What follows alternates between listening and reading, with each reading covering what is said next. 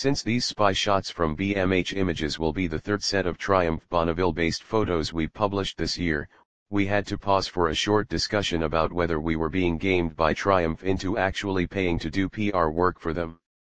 However, the bike in question is so cool that we decided our readers need to see it. Other than the styling cues, which we'll get to next, the photos confirm what we already know, don't answer the questions we already have, and open up a host of new things to ponder. Such is the nature of crystal ball gazing.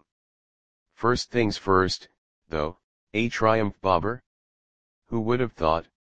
Well, a quick trip to your favorite web search engine reveals tons of photos of homegrown and kit Triumph-based bobbers.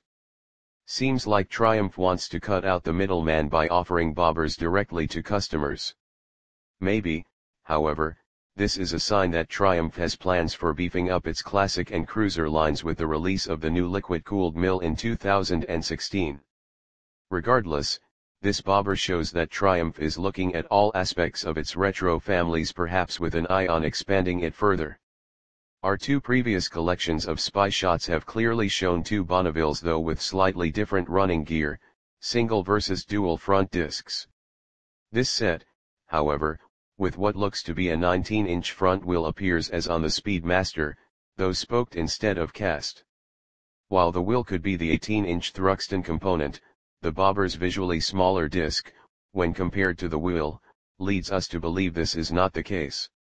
The radiator featured quite clearly in a couple shots show that liquid cooling is certain for 2016.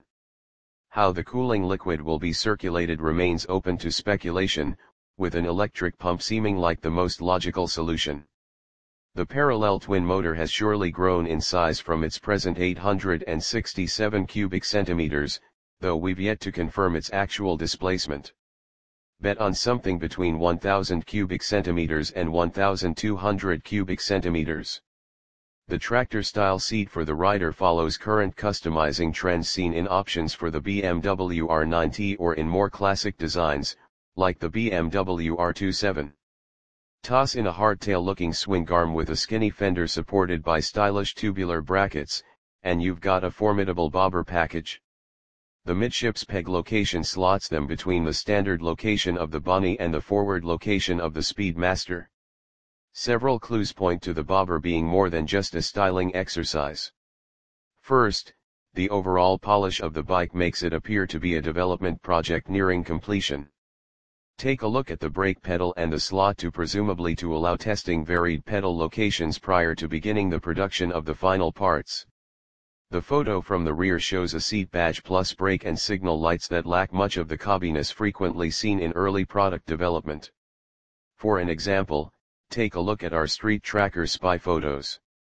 Additionally, the bar end mirrors are not currently in the Triumph accessory catalog. Still, there are signs that the bobber isn't ready for prime time, yet. The shorty mufflers don't look finished. Note the yellowing of the chrome and the melted boot rubber that calls out for some additional heat shielding.